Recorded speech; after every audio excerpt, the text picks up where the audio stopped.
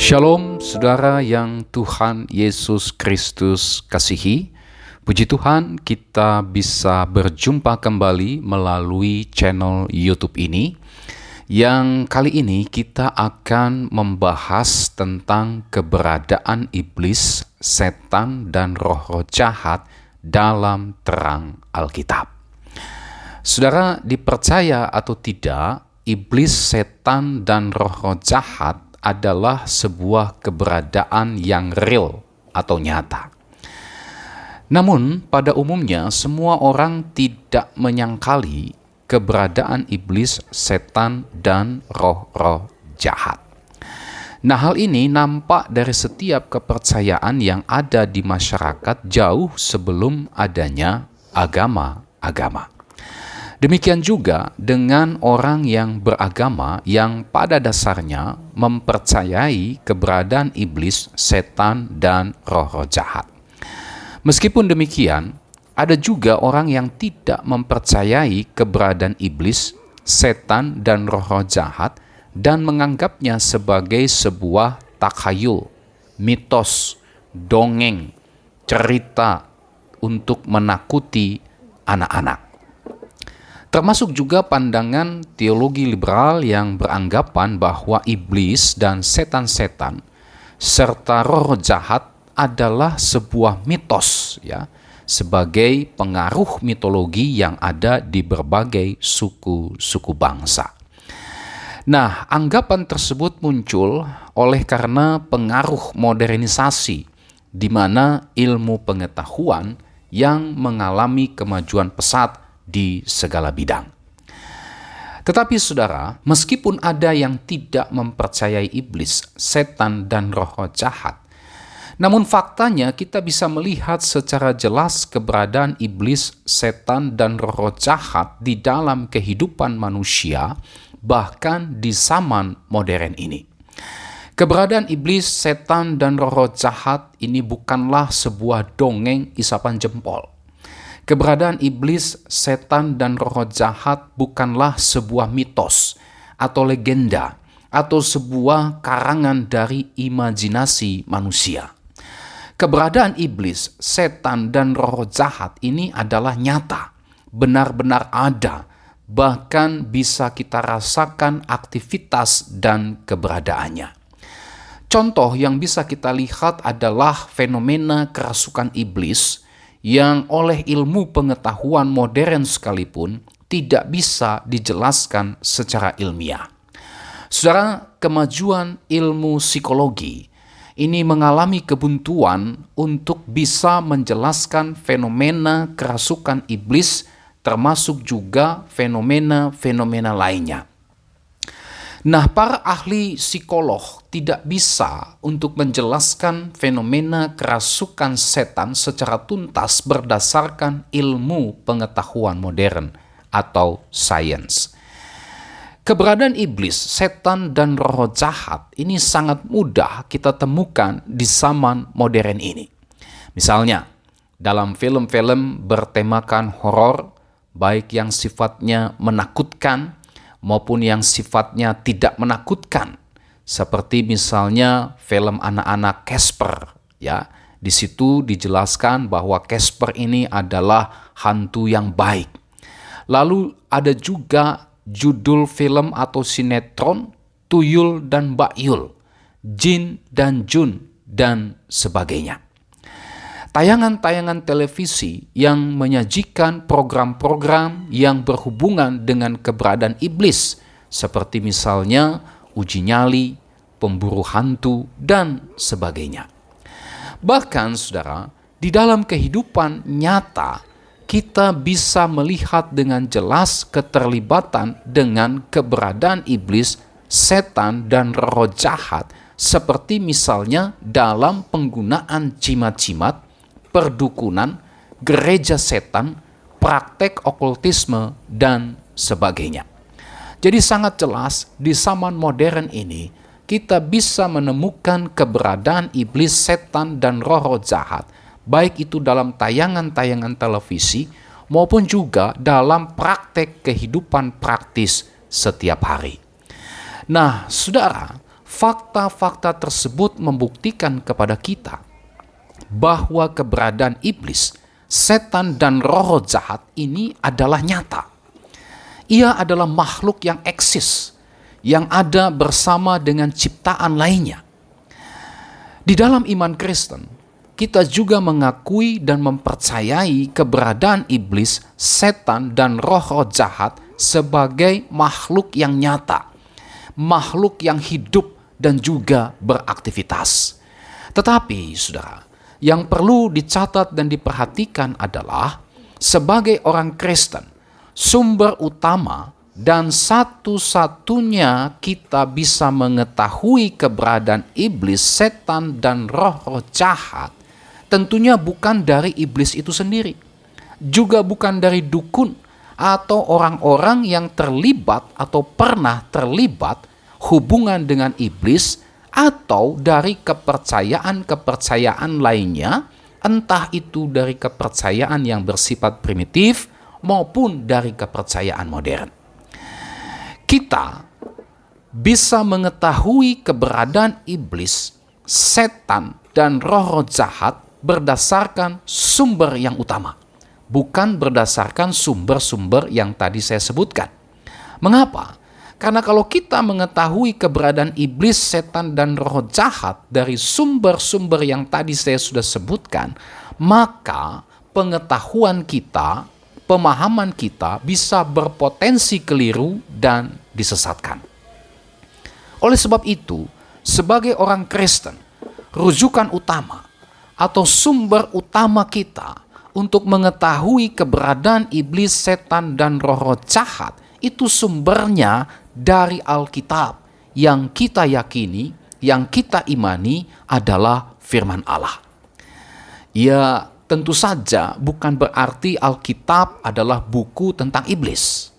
Alkitab adalah firman Allah yang diantaranya membukakan keberadaan iblis, setan, dan roh-roh jahat. Alkitab membukakan keberadaan iblis secara jujur dan terbuka. Alkitab memiliki otoritas, termasuk membukakan keberadaan iblis. Oleh sebab itu, saudara, mempelajari Alkitab yang berotoritas dalam segala hal ini merupakan sumber studi yang tepat dan benar, karena Alkitab adalah firman Allah yang berotoritas mutlak, termasuk berotoritas atas iblis, setan, dan roh-roh jahat. Itu berarti dengan kita mempelajari Alkitab yang diantaranya mengenai keberadaan iblis, setan, dan roh-roh jahat, ini merupakan langkah yang mendasar dan juga langkah yang benar untuk kita bisa mengetahui, memahami keberadaan iblis, setan, dan roh-roh jahat, sekaligus juga untuk menaklukkannya. Oleh sebab itu, saudara, sebagai orang yang beriman kepada Allah, kita memang harus merujuk kepada Alkitab. Karena Alkitablah yang membukakan kebenaran sehingga kita bisa mengenal keberadaan iblis, setan, dan roh-roh jahat. Hanya Alkitab sajalah yang bisa mengungkapkan kebenaran tentang keberadaan iblis, setan, dan roh-roh jahat. Nah, oleh sebab itu, untuk kita bisa mengenal dan mengetahui keberadaan iblis, maka kita harus melihat kepada Alkitab.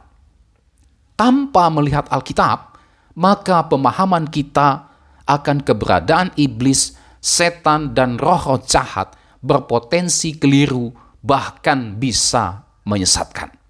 Sebagai orang yang percaya bahwa Alkitab adalah firman Allah, maka kita harus melihat segala sesuatunya berdasarkan terang Alkitab, termasuk juga keberadaan iblis, setan, dan roh-roh jahat. Tetapi saudara, perlu juga kita perhatikan, meskipun orang Kristen memang mempercayai bahwa Alkitab membukakan keberadaan iblis, setan, dan roh-roh jahat, bahkan Alkitab dengan jelas, terang benderang, mengutuk keterlibatan dengan kuasa iblis, tetapi faktanya masih banyak orang yang mengaku Kristen justru masih terlibat dengan kuasa-kuasa iblis. Meskipun orang-orang Kristen mengimani bahwa keterlibatan dengan kuasa iblis, setan, dan roh-roh jahat adalah sebuah dosa persinahan rohani yang jelas sekali ditentang, dikecam, bahkan dikutuk oleh Allah, baik dalam Perjanjian Lama maupun dalam Perjanjian Baru. Tetapi faktanya saat ini, kita masih menemukan bahwa masih banyak orang Kristen yang terlibat dengan praktek kuasa kegelapan. Memang saudara, tidak bisa dipungkiri, tidak sedikit gereja berusaha untuk membersihkan jemaatnya dalam tanda petik dari kepercayaan dan praktek kuasa kegelapan. Tetapi sayangnya, hal itu tidak diikuti dengan pengajaran yang benar, sehingga praktek tersebut terus saja berulang-ulang.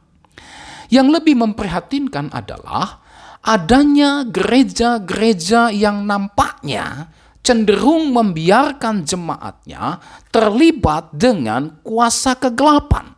Saya katakan cenderung membiarkan. Gereja tahu bahwa jemaat masih terlibat dengan kuasa kegelapan, tetapi gereja berdiam diri. Gereja tidak bertindak apa-apa. Pengajaran akan bahaya keterlibatan dengan kuasa iblis ini tidak pernah diajarkan, bahkan di follow up di dalam gereja. Gereja-gereja tersebut nampaknya seolah tidak berdaya untuk, dalam tanda petik, melepaskan jemaatnya dari praktek kuasa kegelapan. Sehingga apa yang terjadi, saudara? Di satu sisi mereka memang rajin beribadah, melayani Tuhan, menyampaikan firman Tuhan, tetapi di saat yang sama mereka lebih mendengarkan nasihat dukun. Mereka masih terlibat dengan praktek spiritisme, terlibat dengan berbagai macam praktek okultisme, entah yang dibawa oleh adat istiadat dan budaya, masih memegang berbagai macam jimat dari kepercayaan yang lama. Nah, saudara, realitas tersebut merupakan sebuah kenyataan yang nampak di kalangan kekristenan dan sudah seharusnya menjadi perhatian serius bagi gereja saat ini. Mengapa? Karena bagaimana umat bisa mendapatkan berkat Allah jika mereka masih terlibat dengan kuasa-kuasa kegelapan? Gereja seharusnya menjadi tempat bagi umat Tuhan untuk bisa bukan hanya mendapatkan pengajaran yang benar tentang keberadaan iblis, setan, dan roh-roh jahat, tetapi juga gereja, umat Tuhan mengalami kelepasan dari kuasa-kuasa kegelapan. Dan bukan malah sebaliknya, saudara. Gereja justru menjadi tempat pembiaran, tempat bahkan memelihara dan menyuburkan praktek keterlibatan dengan kuasa-kuasa kegelapan. Sehingga bagaimana gereja bisa mengalami kuasa Allah? Bagaimana gereja bisa mengalami kemerdekaan atas kuasa-kuasa iblis jika gereja tidak menyuarakan kebenaran firman Tuhan, tidak memberikan pengajaran yang benar, tidak menjadi tempat untuk orang mengalami kelepasan dari kuasa-kuasa kegelapan. Dan malah sebaliknya, gereja membiarkan bahkan praktek keterlibatan dengan kuasa-kuasa kegelapan bertumbuh subur, bahkan tidak sedikit yang berpakaian atau berjubah rohani. Oleh sebab itu, saudara, melalui pembahasan ini, kita sama-sama akan mempelajari keberadaan iblis, setan, dan roh-roh jahat dalam terang Alkitab tentu saja. Yang tujuannya bukan hanya memberikan pengajaran yang sifatnya pengetahuan saja, tetapi lebih daripada itu, yakni menyadarkan kita. Bahkan pada akhirnya kita mengambil sebuah sikap, sebuah tindakan untuk menghentikan semua keterlibatan dengan praktek kuasa kegelapan atau bertobat dari keterlibatan keterikatan dengan praktek kuasa kegelapan, sekaligus juga pembahasan ini menjadi wujud dari pemberitaan Injil yang kita lakukan kepada mereka yang masih mungkin terlibat dan terikat dengan kuasa kegelapan, sehingga mereka dilepaskan dari ikatan kuasa dosa dan kuasa kegelapan. Oleh sebab itu, ketika saudara mendengarkan video ini dan saudara merasa diberkati, saudara dilawat Tuhan, silakan saudara boleh sharekan video ini kepada sebanyak mungkin orang, agar mereka bisa mendengarkan kebenaran Allah yang ada di dalam Alkitab, yang bisa membebaskan orang dari keterikatan dengan kuasa iblis, setan, dan roh-roh jahat. Nah, di dalam pembahasan ini, kita akan melihat berbagai aspek dari keberadaan iblis berdasarkan terang Alkitab. Mari kita masuk kepada aspek yang pertama dari keberadaan iblis, setan, dan roh-roh jahat berdasarkan terang Alkitab. Aspek yang pertama, kita akan coba membahas mengenai asal-usul iblis, setan, dan roh-roh jahat. Saudara, pada dasarnya Alkitab memang tidak memberikan pernyataan yang jelas tentang asal-usul iblis, setan, dan roh-roh jahat. Tetapi bukan berarti Alkitab tidak memberikan petunjuk sama sekali perihal asal-usul iblis, setan, dan roh jahat. Nah, mari kita lihat teks dalam 2 Petrus 2 ayat yang keempat, di mana kita bisa menemukan petunjuk perihal asal-usul iblis, setan, dan roh jahat.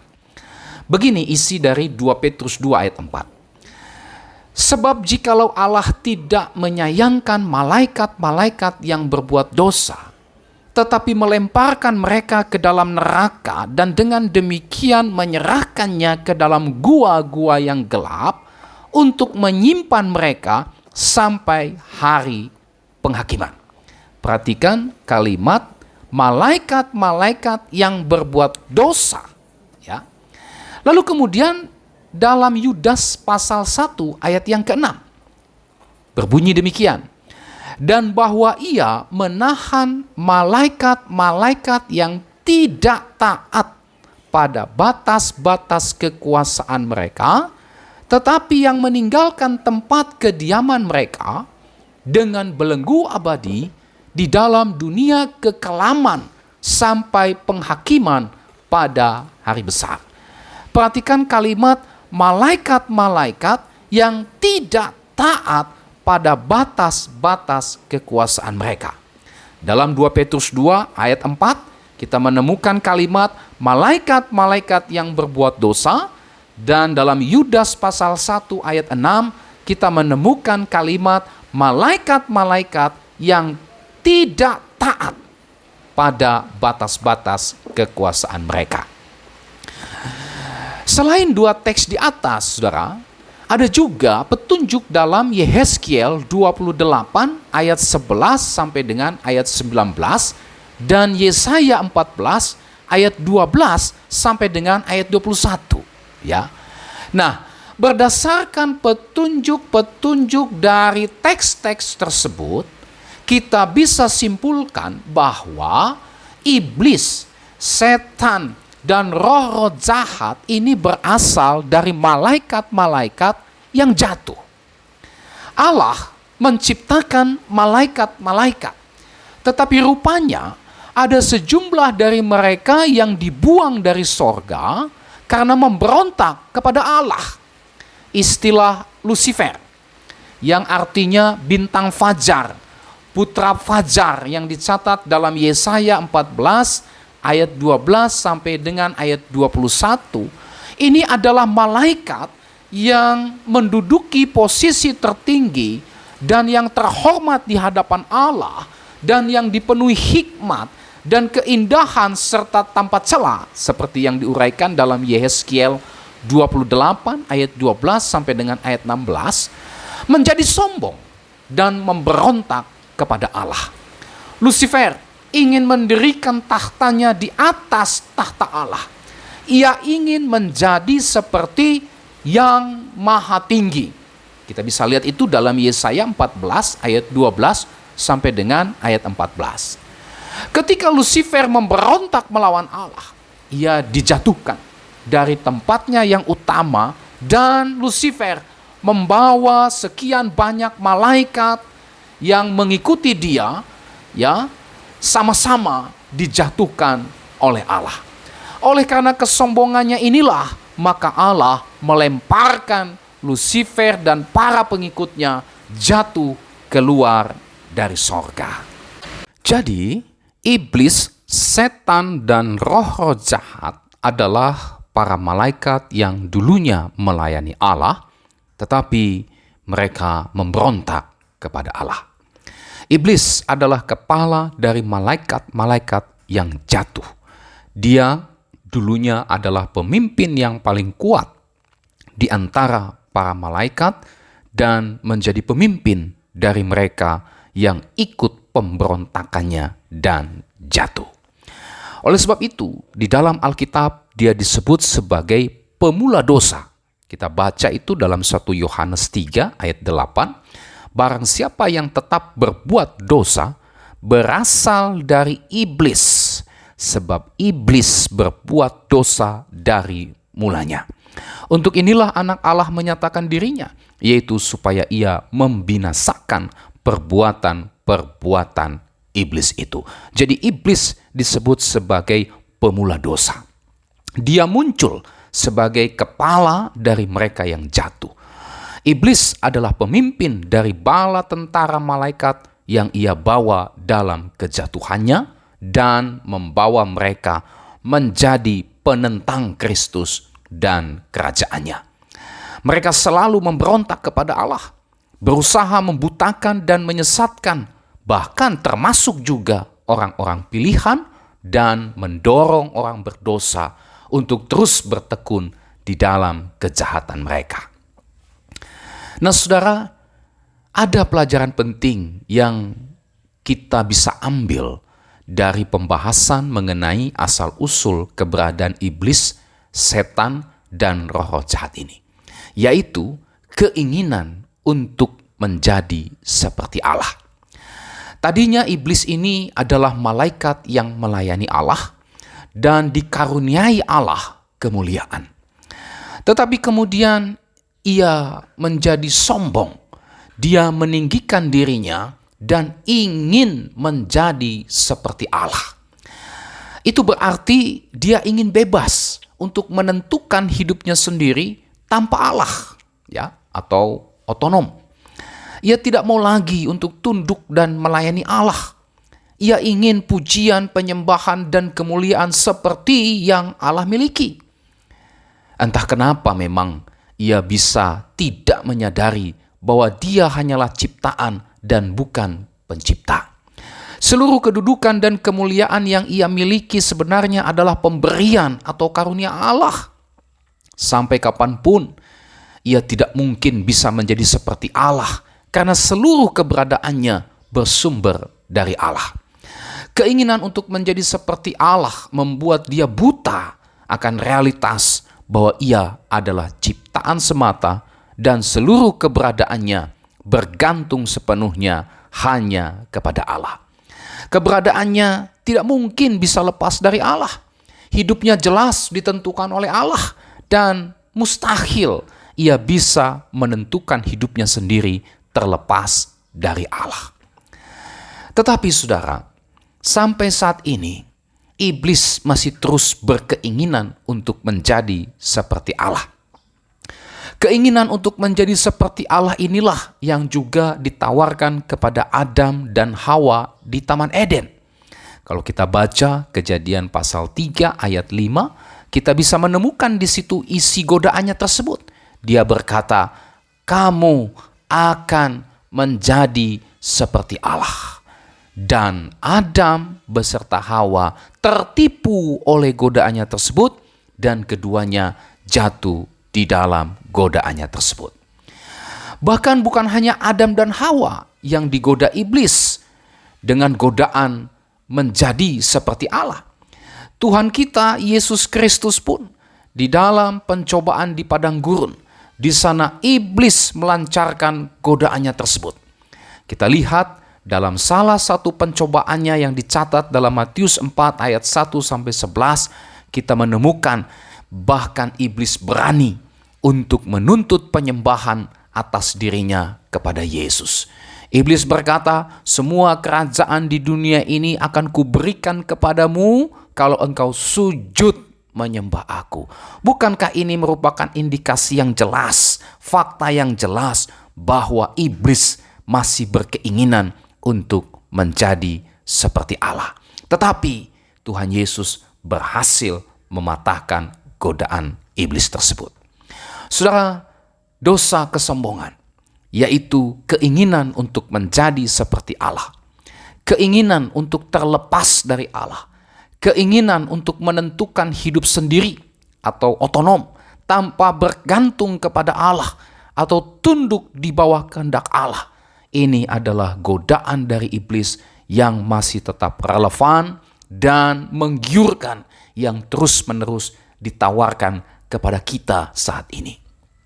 Meskipun dosa ini boleh dikatakan adalah dosa yang paling tua, tetapi masih saja ampuh untuk menjatuhkan manusia termasuk orang Kristen, tanpa pandang bulu, pendeta, majelis, jemaat sekalipun. Tidak ada yang kebal atau luput dari godaan iblis tersebut. Bukankah kita juga pernah tergoda untuk hidup menurut keinginan kita sendiri, bukan? Kita merasa bahwa kita berhak menentukan apa yang terbaik menurut kita tanpa Allah. Kita merasa tidak membutuhkan Allah, apalagi ketika kita sudah memiliki segalanya. Kita memiliki kekayaan, kekuasaan, kedudukan, kecerdasan, popularitas, pengaruh, koneksi, kemuliaan, dan sebagainya. Kita ingin dipuja-puji, kita ingin ditakuti, kita ingin dikultuskan, kita ingin dikagumi, kita ingin disembah, bahkan kita ingin dipandang sebagai orang yang paling dibutuhkan semua orang, seolah-olah hidup mati semua orang bergantung kepada kita. Oleh sebab itu, saudara, mari kita waspada supaya jangan kita mewarisi sifat iblis ini. Mari kita sadar bahwa keberadaan kita ini sepenuhnya bergantung kepada Allah. Mari kita sadar bahwa apa yang kita miliki saat ini, termasuk hidup dan mati kita, semua bergantung sepenuhnya di tangan Allah yang Maha Kuasa. Mari kita sadar, kita tidak bisa lepas dari Allah. Yesus pernah berkata, di luar aku, kamu tidak bisa berbuat apa-apa. Mari kita memohon belas kasihan Allah, karena kita memang bergantung kepada belas kasihan dan kemurahan Allah. Ingat saudara, jangan sombong. Ingat, kodrat kita ini adalah debu tanah. Bagaimana mungkin debu tanah ini bisa menjadi sombong dan ingin menjadi seperti Allah? Musa mengatakan, segala kemuliaan kita itu seperti rumput yang pagi bertumbuh, tapi sore hilang lenyap, layu entah kemana. Oleh sebab itu, mari kita melayani dan memuliakan Allah dengan semua berkat dan karunia yang Allah berikan kepada kita. Ingat, semua yang ada pada kita ini adalah pemberian. Tidak ada satu bagian dalam hidup kita yang berasal dari diri kita sendiri. Bahkan kita hidup, kita bisa bernafas, itu juga adalah pemberian dari Allah. Oleh sebab itu, mari kita melayani Dia. Mari kita memuliakan Allah dengan semua berkat dan karunia yang Allah berikan kepada kita. Karena apa yang ada pada kita, termasuk hidup kita ini, adalah dari Dia, oleh Dia, kepada Dia, dan bagi Dialah kemuliaan sampai selama-lamanya. Puji nama Tuhan. Inilah pelajaran penting yang bisa kita ambil dari pembahasan mengenai asal mula iblis, setan, dan roh jahat. Kita akan sambung kembali pembahasan berikutnya dalam video selanjutnya. Jadi pastikan saudara mengikuti kelanjutannya dengan menekan tombol subscribe dan menekan tanda loncengnya. Lalu saudara silakan share, bagikan video ini, dan pastikan saudara tidak ketinggalan mengikuti pembahasan selanjutnya. Tuhan Yesus memberkati saudara. Shalom.